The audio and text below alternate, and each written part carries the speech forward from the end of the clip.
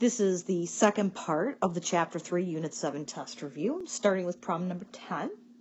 It says to write a system of equations in slope-intercept form with no solution.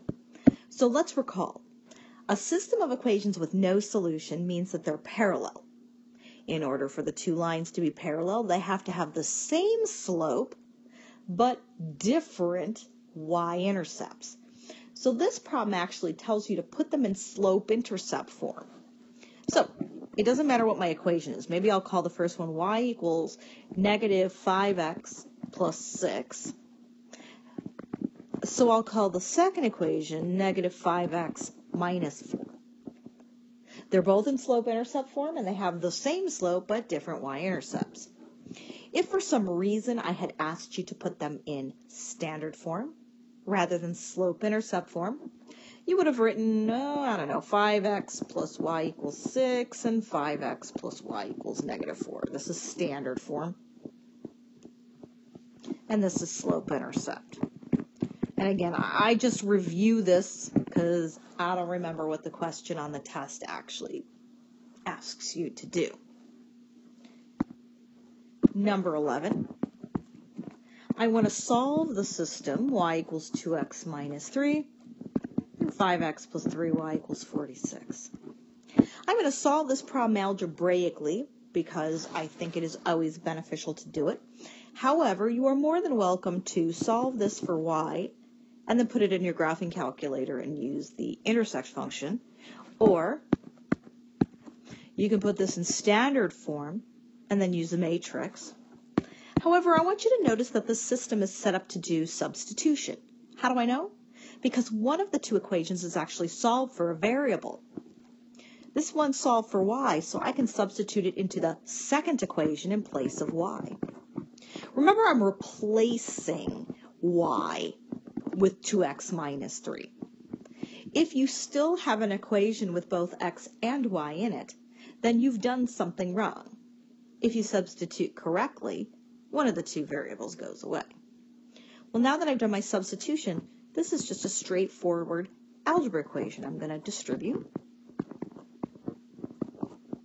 And then I'm going to combine like terms. And then I'm going to add 9. And I get 11x is equal to 55. And then I'm going to divide by 11, and I find out that x is equal to 5. And that's half my solution. In order to figure out what y is, I'm going to plug it back into one of the two original equations. It doesn't matter which one you plug into, but I'm going to tell you that the first equation is easier because it's y equals 2x minus 3. Y equals 2x minus 3, which is 10 minus 3, which is 7. So no matter which method you use to solve it, you should find that the answer is 5, 7. As a matter of fact, if I were you, I would check this answer in one of the other two methods, i.e. graphing it or using a matrix. Problem 12 wants me to determine how many solutions the system x equals 4 and 5x minus 3y equals 15 has.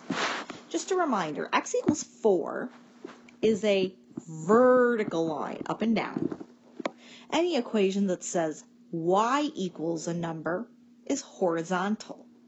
So x equals 4 is the vertical line through x is 4. The second equation, 5x minus 3y equals 15, is a diagonal linear equation. And I'm going to do this in another way that we haven't talked about a while. I'm going to do this in the x-intercept, y-intercept method. To graph the x-intercept, I'm going to replace y with 0, which means that it goes away. The x-intercept is 3. That means it's going to hit the x-axis at 3. The y-intercept is what you get when you solve or you set x equal to 0. Well, that means x goes away, and I'm left with negative 3y equals 15, so y is equal to negative 5. 1, 2, 3, 4.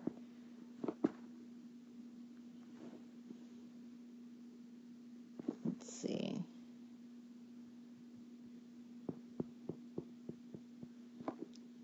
It's going to look like this. Sorry. All right. So the question was, how many solutions does this system have?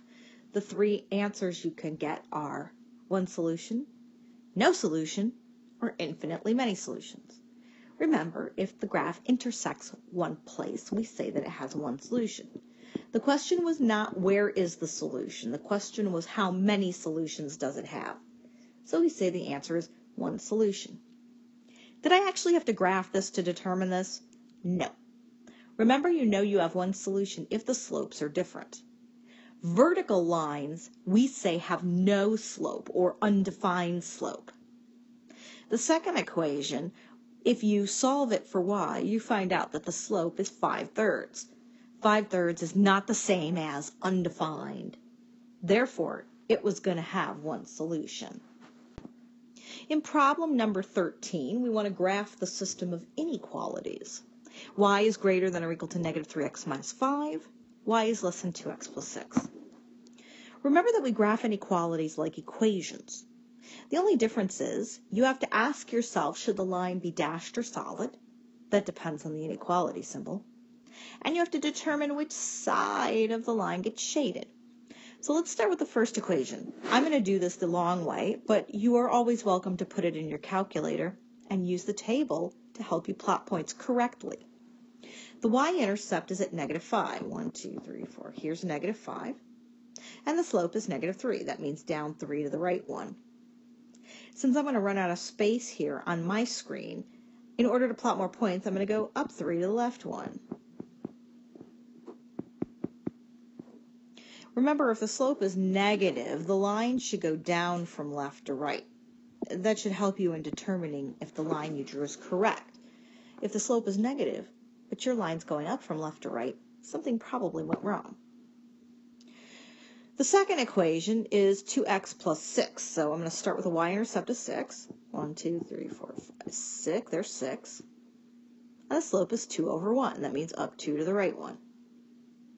Since I'm going to run out of space, I'm going to go down 2 to the left 1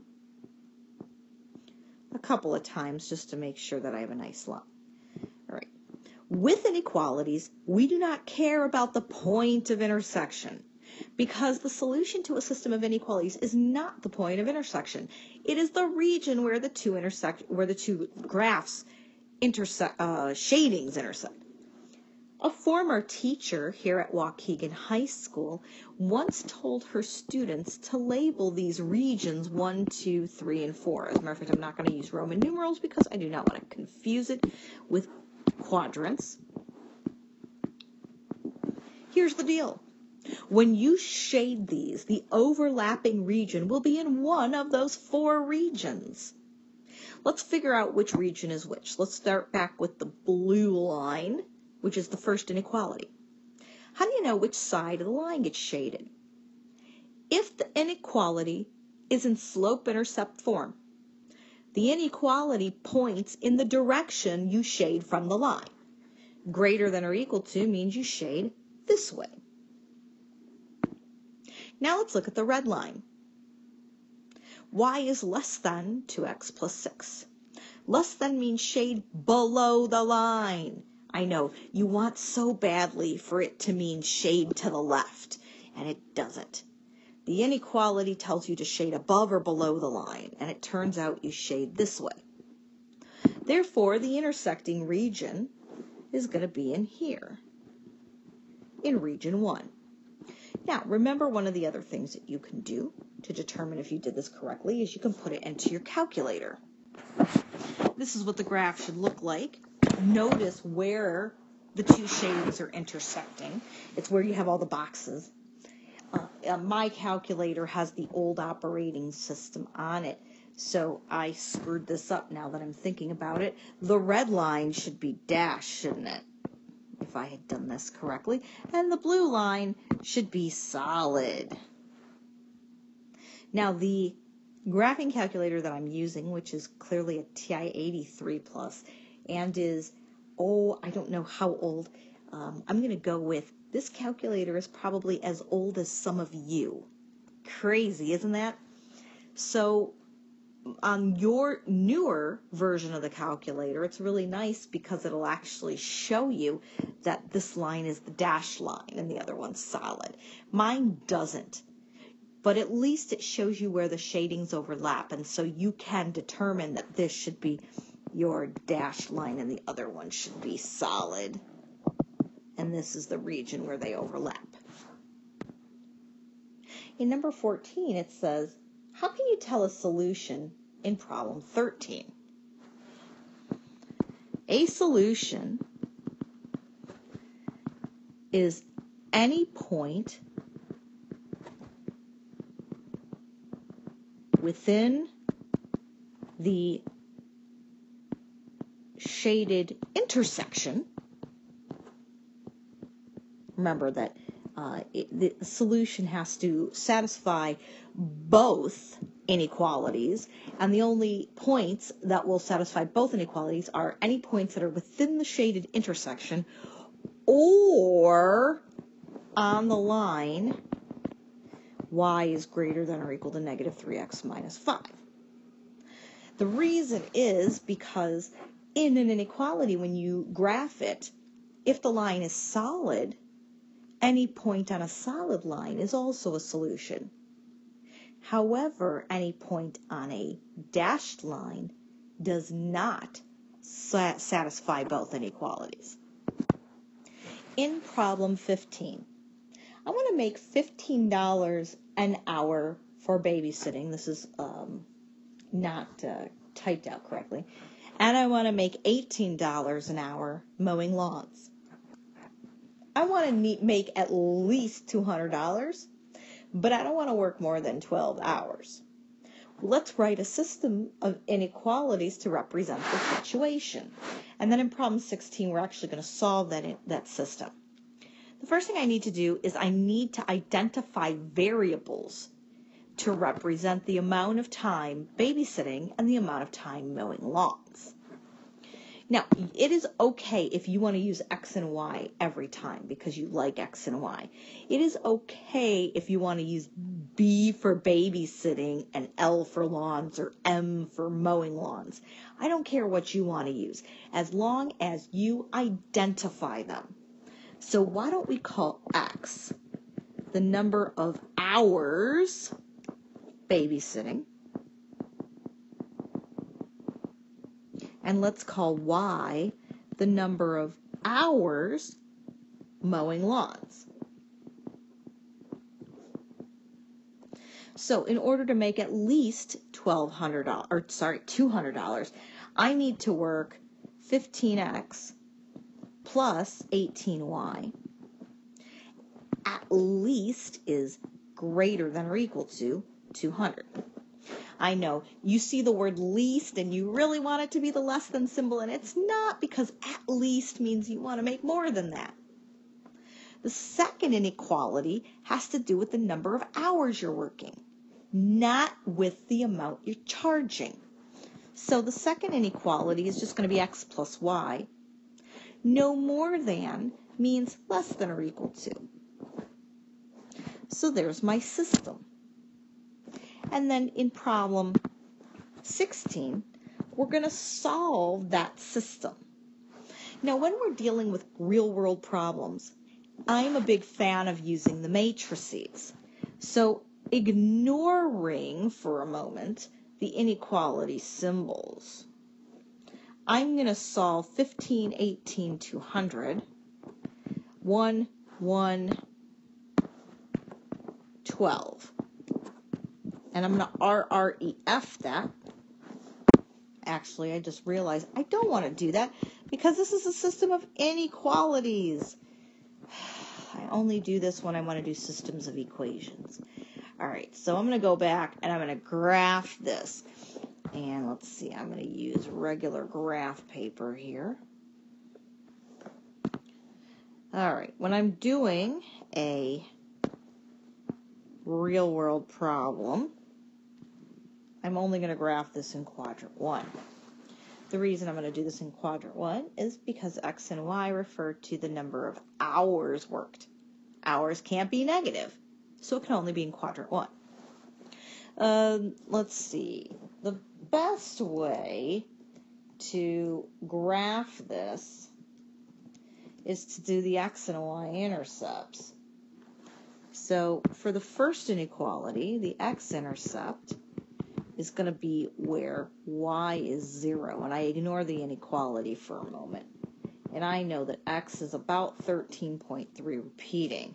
So I'm going to do 1, 2, 3, 4, 5, 6, 7, 8, 9, 10, 11, 12, 13, 14. So it's probably around here somewhere. The y-intercept is where x is 0. I want to solve 18y equals 200. I'm going to find out that y is 11.1.